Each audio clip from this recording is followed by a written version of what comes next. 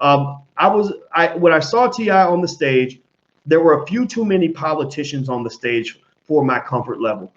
You guys know how I feel. I don't trust the politicians. I don't believe they are incentivized to do what's right for the Black community. They don't even want to have a conversation about reparations. And so I'm not really ready to talk to politicians, but I do think that maybe some of the laws could be to the benefit of Black people. But here's the problem. When I hear about opportunity zones, I immediately become suspicious because to me, opportunity zones, I see where they can easily become white people zones.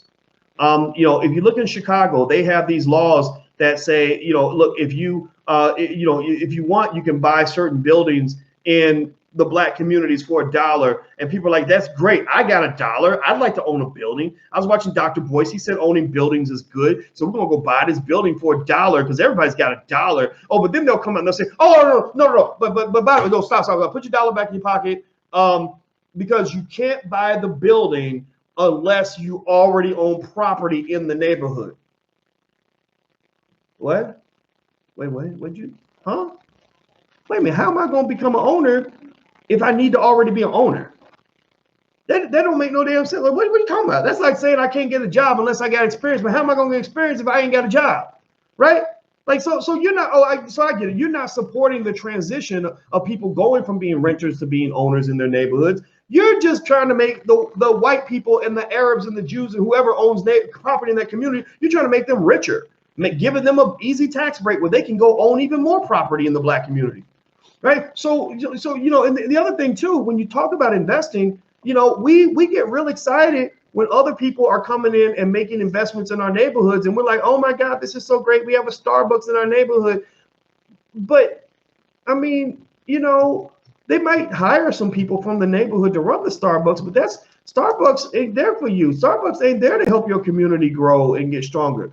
Now I'm not trying to say that this is all 100% accurate. I got to read more details of the opportunity zones, but I have a deep fear and a deep concern just because I just know white people really well. I know them better than themselves. I know white people the way a man knows his own child. I've been watching them since I was a baby. And white people are sneaky when it comes to that shit. Like they'll be like, oh yeah, this is for you. But then you'd be like, okay, after we roll the dice and the dust settles, how come you got all the damn money and we still broke? Like seriously, they've been creating these plans for the longest time, and the plans always somehow end up with Black people at the bottom of the economic ladder.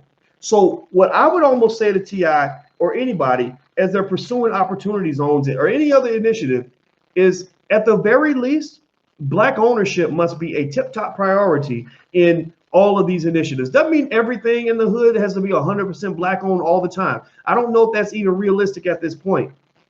But don't show me no damn strip mall where all the businesses are owned by other people. That's not progress, Black people. That's actually additional exploitation. That means that they're financially raping you at a level that they couldn't rape you before, because now they have better tools to extract your wealth. Now they're, instead of sucking out your wealth through a water hose, they're sucking it out through a gigantic hose like they use at the oil refineries, right? They've got a bigger hose and they're just, we're going to get all the money out of this neighborhood, right? So ultimately, the opportunity zones, I'm skeptical of that.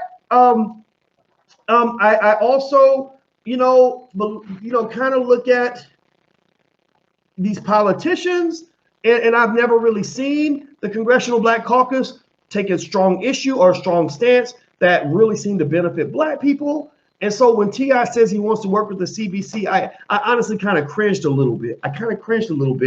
And I didn't really know what to think of that. I want to be supportive. In fact, I'm probably distrustful because I've been traumatized by the fact that they've been unfortunately so worthless when it comes to solving issues like the wealth gap, that I don't really see how they can be instrumental in helping to resolve that issue in the future. I just don't see it. I'm not saying that it can't happen. Maybe I'm just the old guy who needs to just be pushed to the side so that new ideas can come to the table. But I know for a fact that we've been electing Black politicians since forever, and that Black wealth gap ain't shrinking. That shit ain't shrinking. That shit's growing. In fact, Robert Smith, when he paid off the student loans of those Morehouse grads, he did more to shrink the Black wealth gap than damn near any politician or celebrity I've ever seen in my life. Seriously, it was only 40 million. It ain't enough to really make a cosmic shift, but Robert Smith did more with that one move to liberate black people than damn near anybody else I've seen in this generation or before. I'm not saying he's the number one, because he's got to still earn that. There's still more I got to learn about this guy, but that was a gangster move. Like, that was literally cleaning shop. Like, that was literally saying, I'm coming here to be the great liberator. Like, just like Game of Thrones, there's this white lady on there. She's like the great liberator. She had these dragons, and she would go places, and the dragons would burn everything up, and then people would be free. Like, that's what she is. She's like the breaker. He's like the breaker of chains, because all these young black men were going out into the world with all these hopes and dreams and possibilities, but they were handcuffed and shackled. They could only take little baby steps, and their arms were tied behind their back, because they let Uncle Sam do that shit to them, because we are all hooked on this this college dream. And I'm telling you guys, I've been a college professor 25 years. That college dream needs to be adjusted. You need to modify that, because literally these young black men, half of those men were never going to pay off their student loans. Half of those men were going to die in debt. Half of those men were going to die with horrible credit. Half of those men were never going to be able to be economically free enough to even start a business or to do anything for their community other than go out and get a job and maybe pay off, take care of their kids, pay off a baby's mama, whatever it is that they chose. But they weren't going to be able to do no real moves. To make real moves, you got to be free. You got to be stretched out. When I was on the track today and I wanted to stretch out and run fast, I had to be unshackled. I had to be able to take long strides. You can't do that when you got shackles on. You can't make money moves when you ain't got no money, and the money you have, somebody else is taking it. So those black men were in chains economically. Robert Smith broke those chains. That was a beautiful thing, and I believe that we should capture that moment and hold on to that, to the point where I believe that any black celebrity who speaks at an HBCU commencement from this point on should be expected to support or create a fund of some level. You ain't got to do what Robert Smith did. 40 million is a lot of money, but maybe it's 2 million, maybe it's 1 million, maybe it's $500,000, but create or maintain some fund that goes toward the liberation of those black people and freeing them from their student loans. That's what you call a solution. That's what you call progress.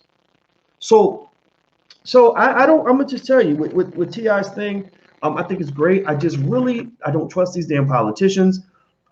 Maybe they're gonna prove me wrong. I would love for them to prove me wrong and say, ha ha, Boyce, you dumbass. Well, you look at what we did, look at how much we own, look at how we shrank the wealth gap. Maybe they'll prove me wrong, but I haven't seen the evidence of that. Here's another thing. When you talk about the importance and the value of building an economic army versus having a few black superheroes and a few Avengers, the army takes pressure off of the superheroes. We can still use the leaders, no question. T.I.'s a leader. God bless him for that.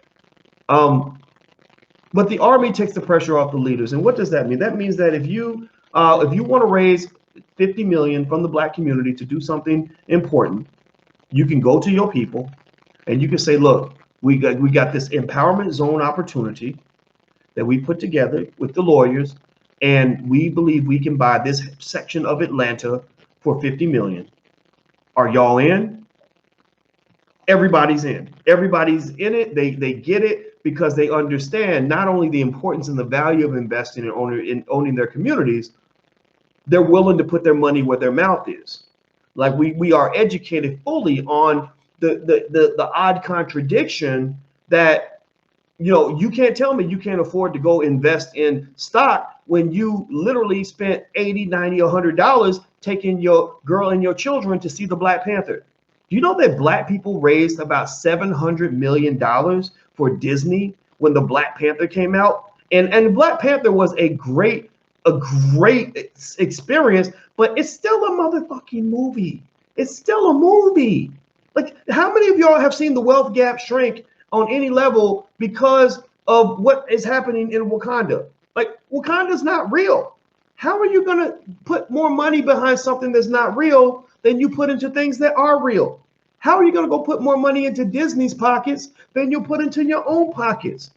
How are you gonna do more to help Disney build than to help yourself build? I'm a shareholder in Disney. Anybody else? I told you guys to invest. A lot of you guys may be shareholders in Disney, but most black people are not shareholders in Disney, and Disney is not a black-owned and black-run company. So while I'm certainly not here to shame you if you went to go see the movie, because I went to go see the movie too. If I called you a hypocrite, then that means I'm a hypocrite too. But at the end of the day, come on, black people. Come on, we got to understand the concept is economic maturity. That's the concept that I put together for you guys to help you understand what I'm talking about. Economic maturity means you don't do immature shit when it comes to money. Immaturity is the actions of a child. When a child gets money, a child does not think about paying bills and building wealth and investing and putting money in the 401k. A child goes out and buys the shit that they want, and then they go beg for the stuff that they need. They don't want to invest. The child is not going to invest in their own education, but they will invest in like a new bike. Right? A child is not going to want to put money toward taking care of the other people of the household, but the child will go buy some Skittles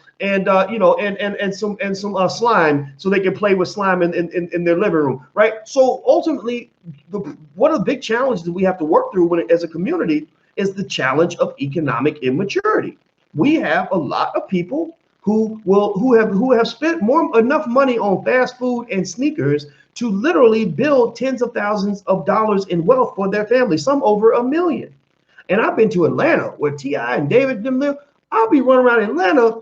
Anybody ever been to Atlanta and seen just how bougie some of the black people can get in Atlanta? Like just literally how the materialism is like off the damn Richter scale. I'll be like, God, I can't believe I saw a woman with a weave that cost $1,000. How do you afford to spend $1,000 on a weave? I probably make more money than you, but if I spent that much money on something like hair, I would probably feel a little bit silly unless I had already taken care of my business first. Like the people in Atlanta have money. They have money.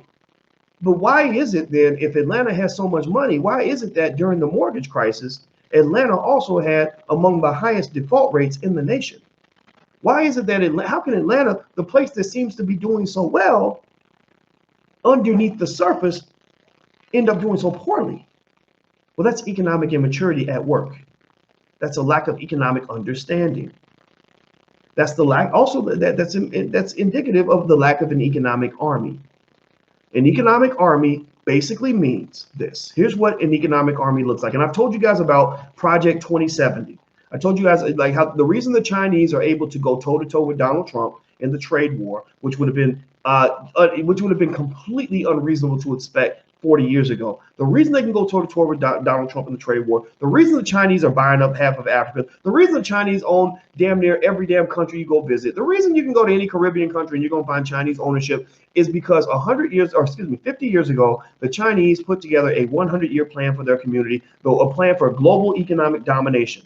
And part of that plan consisted of a lot of different factors, one of which was to convince Chinese people to bring their talents back home instead of taking their talents out to other communities and other parts of the world. Another part of it was to promote the idea of supporting China as a condition of Chinese citizenship, that you ain't gonna get no respect as a Chinaman if you ain't supporting China. Who the hell cares if you are a good Chinaman, but you out here doing good work for Algeria or you're doing good work for Australia? Don't nobody give a shit about that. Are you bringing it home? If you ain't bringing it home, then you don't matter. The Chinese have a long protocol, a culture of economic intelligence that has led them to become one of the most dominant economic forces on the planet. And here's what's scary. The Chinese are already moving past the United States in economic might, and they're only halfway through their 100-year plan. They're only halfway done. So by about the year 2070, China will be kind of running almost everything. So if you're smart, with my little niece, I told you guys how I was going to make my niece into a millionaire. We've already got the plans in place. One of the things we're definitely doing with her is we're having her learn 3 languages: English, Spanish, and Chinese. Those will be the 3 languages she will be trained on the minute she starts to talk, because she's gonna need to be able to go to China and do business in China and integrate into the culture at a level that allows her to get business done. The Chinese are coming. They ain't even done yet. Why were they able to do that? Well, because they're practicing powernomics. So for Project 2070, I would like for you and your children to be part of the economic army that we're going to build over the next 40 or 50 years. This is all going to come to fruition after most of you are dead. So stop thinking that it's going to happen tomorrow. Stop thinking it's going to be all about you. It's about your children. The children are the army that we need. They are the army of the future that's going to do all the great things that we wish that we could do. Why? Well, because they're going to be prepared with the training. They're going to be unshackled they won't have debt holding them back. They're also going to have assets that allow them to make money moves. And they're going to go out here and they're going to kick everybody's ass. That's what they're going to do by 2070. So what I ask you to do is commit that your children, by the age of 12, you will expose them to entrepreneurship to where they at least know the basics of what it means to start a business, how to start a business, just why it's better to be an entrepreneur than it is to just go work for people your whole entire life, why it's better to be able to own things. Even if you don't want to run a business, at least own a part of a business that somebody else is running, right? Everybody should own something. Number two, your child is going to learn how to invest in the stock market by the age of 12. You're going to buy them shares of stock. Every birthday, every Christmas, with the children in my house, we buy them toys and all that, but we also buy them shares of stock. Number three, you want them exposed to real estate. If you want to know why Donald Trump is this wealthy asshole who's out here just acting a damn fool and can't nobody stop him, if he was weak, they'd have took him down by now, but they can't take him down because he's still fighting and he's winning right now. He's in the Oval Office. They ain't. That's why they mad. Whatever. You may not like him, but he's winning. The reason he's winning is because in 1913, his father Fred was born, and about the age of 13 or 14, his father went from being a carpenter to becoming an owner of real estate. He became a landlord, and that allowed him to build a massive enough amount of wealth that he was able to get Donald off to the races at an early age. So he was making business deals, $100 million business deals when he was 27 years old. So everything that you're seeing right now is nothing but a manifestation of what started back in 1913. So what's going to be in control? The power that will exist in the year 2070 is power that will be created by people who plan for 2070 back when it's 2019. So you are not living in the present. You are living in the past. You are living in the good old days. You're living in the days where stocks were cheap. You're living in the days where real estate didn't cost nothing. You're living in the days where anything was possible. And because you're living in the old days, relative to 2070, you're going to make a plan for the big takeover. Like Jay-Z had the Hover, and we talked about that in the rap song, H to the Izobi. The takeover for black people will occur 40, 50 years down the line. It will either be a takeover that exists amongst the entire black community, or it will be a takeover that exists within a pocket of the black community. But I have no doubt that that day is coming because I see tens of thousands of children that are learning economics at a level that exceeds white adults right now. I'm talking about black children that are learning these things at a very early age because their parents have been sitting here listening to me run my mouth for the last 7 or 8 years, and their parents are implementing powernomics principles to their children at an early age. Thank you very much, She Knows, for your donation. I appreciate that very, very much. I will put that to good use. And thank you, TechnoSys Fix LLC, as well. I appreciate you very, very much. I want to make sure I acknowledge everybody who supports the platform. Thank you. Also, you're watching drboycetv.com, the home for intelligent black people. Make sure you subscribe at drboycetv.com. Also, if you want to go and listen to us on iTunes or something like that, or SoundCloud, you can download. You can look up my name on either platform and you can listen to the podcast. Also, my book, Black American Money 3, just came out. So if you want to go take a look at that, feel free to go to blackamericanmoney.com. You can see the whole series right there. Feel free to do that. Also at drboycebooks.com, we have Powernomics and all different kinds of books that you can get for your family. So we have a lot of really good tools. And you guys know about our financial workbooks for children, which cover every grade band. Summertime's coming.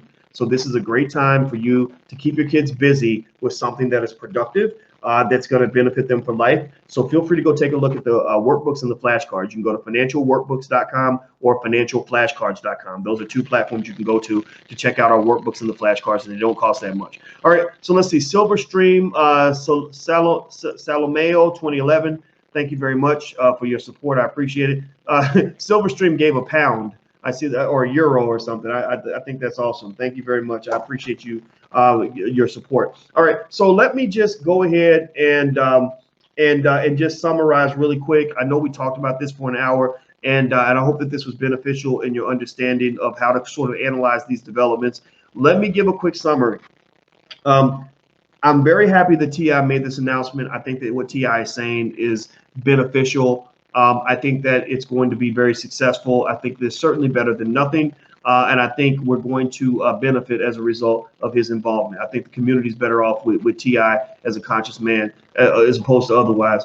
I think that the things you want to watch out for is you want to watch out for other people seeking to take advantage of things that were designed to be inherently black. That's what they did with affirmative action. You guys know on Powernomics Thursdays, I bring in Dr. Claude Anderson. And one thing Dr. Claude Anderson talks about, he's the author of Powernomics.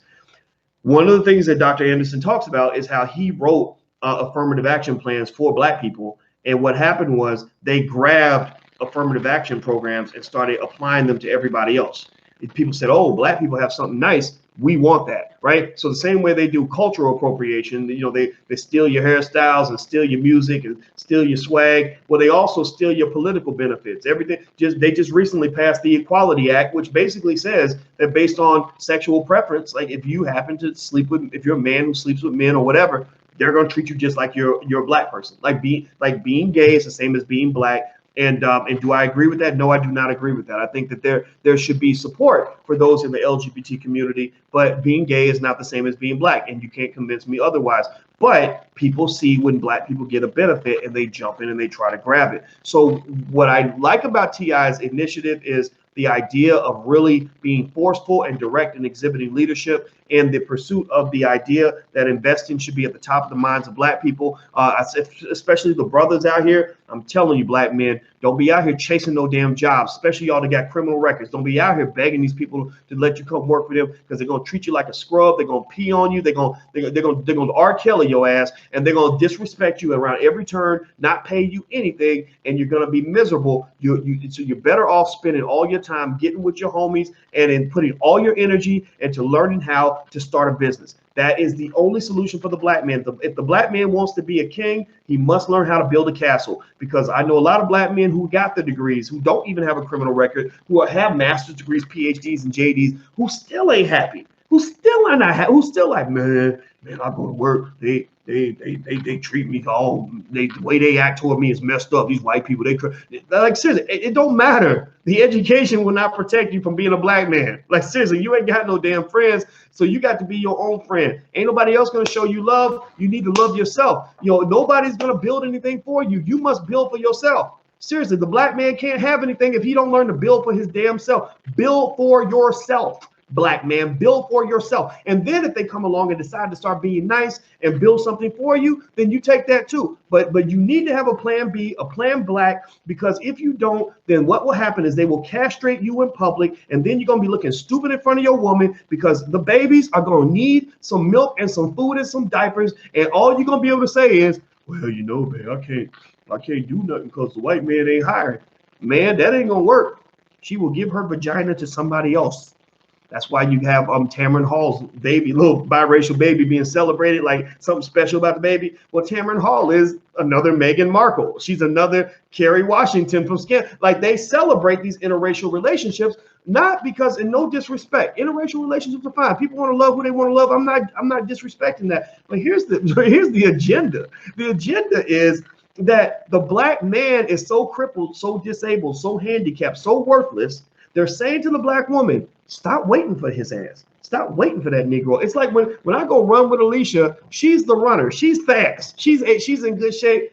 I can't run as fast as her. I got a little extra weight and I got a knee issue, so I'm not as fast as her, right? But you know what she does? She loves me as her man, so she waits for me. She says, "No, baby, I'm gonna be right here by you, and we're gonna finish this race together." So we crossed that half marathon together, even though she could have left me behind, right? So real black women don't leave their men behind. Real black women love their men, even when they've gone through the struggle. They understand what we've gone through, and they have our backs no matter what. And God bless you, women. If you're a real black woman, raise your hand. Throw your hands in the air, say something in the chat, because I want to say that God has blessed us with strong black women in the community, and I love you with all my heart. And I swear to God when I say this, that I mean this with everything all that I love. But here's the thing, what they're also telling black women, especially those who haven't been treated so well by black men, or black women who are frustrated about what's going on, black women who don't really understand how we got to this point. They don't understand mass incarceration and the effect on the black man. They don't understand the consistent agenda since slavery to keep the black man uncompetitive. They don't understand those things, so they just go angry and frustrated. Maybe the daddy wasn't there. Maybe another man mistreated them. Maybe the baby daddy that they had didn't take care of the kids or whatever. So they're saying to that woman, like, look, the reason that you're in this pain is because you're betting on a losing horse.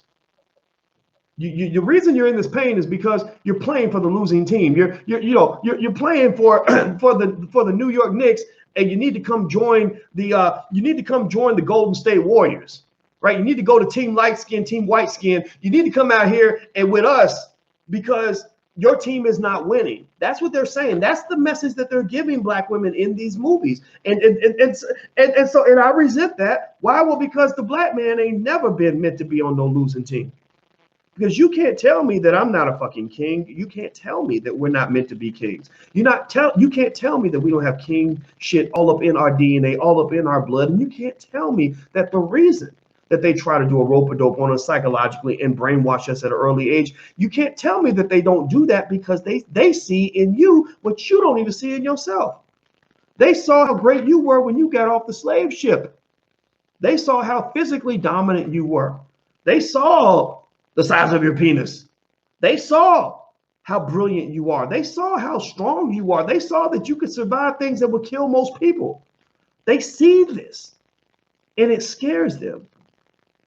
So if you're afraid of an animal, you don't confront and fight the animal heads up. What you do is you get inside the head of the animal. At the circus, the trainer knows that the elephant could kill him by stepping on him. He could kill him in 1 second.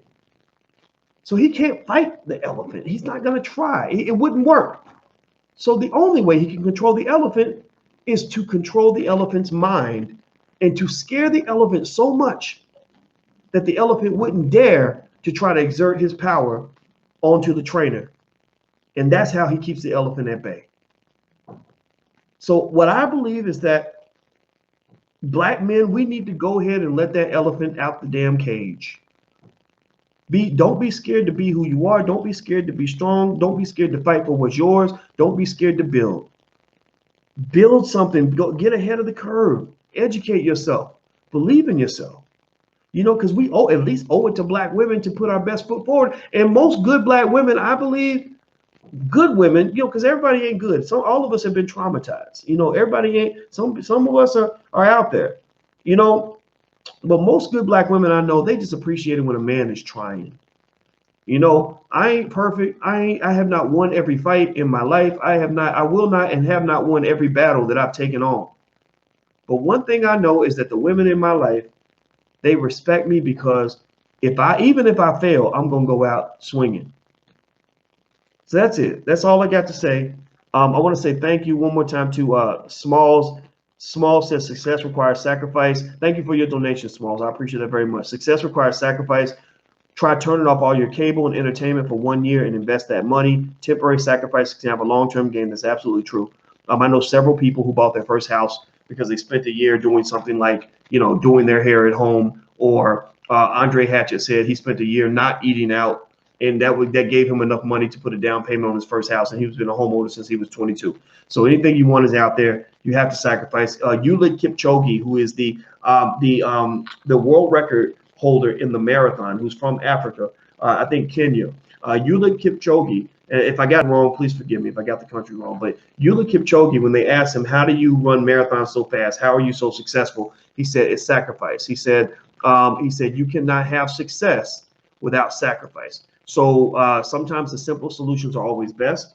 And so I say, go for the simple solution. Focus on being great, and you can do this. All right, so I'm out of here, guys. Thank you, T.I., for what you're doing. I appreciate you, brother. I respect everything that you're hustling toward, and if I can be of any help, I'm glad to support in the background. For really more so in the background, I should be in the background because I don't get along well with these politicians. But I'm always happy to take a call from these guys and support them in every way. And I want to say that publicly. By the way, hit the thumbs up button before you go. Please hit the thumbs up button. Make sure you subscribe at Dr. Boyce TV. Also, if you want to check out our financial flashcards for children or financial workbooks, please feel free to go to financialworkbooks.com or financialflashcards.com. Or if you want to join the investing masterclass, we meet every Wednesday night. All the recordings are available. All the slides are available. Feel free to go to drboycemasterclass.com. That's drboycemasterclass.com. I know I went a little bit longer than expected, but I hope it was worth it. But I had to dig in because I feel like when I see my brothers going to battle, like especially men that I respect, like a T.I., I know for a fact that it's my job immediately to jump in the battle. When you see another black person going to war, you jump in with them. When I saw Farrakhan going to war, I jumped right in. I had a lot of people from the nation say, thank me for supporting the minister. I said, no, don't thank me, because that's what I'm supposed to do. That's what you do. You don't let them go lynch another black person or watch another black person go out here and bleed and and fight, have to go through hell, and you sitting on the sidelines watching. You jump in that fight. I don't care if you're going to lose. They got a better chance of winning if you're helping them than if you don't. So at your job, when you see them lynching another black person on the job, jump in and support that person. When we stick together, it's tougher to defeat us. But when we sitting there all scared, cooning out, trying to hide in the shadows so that they don't get us next, then you're making yourself vulnerable. They can't take you out all together. They can only take you out one by one. And that's what we have to change our mentality so we can learn how to win these battles. So I'm out of here, guys. Have a good day. Thank you guys for hanging out with me today. It was real. I'll see you soon. Be good. Peace.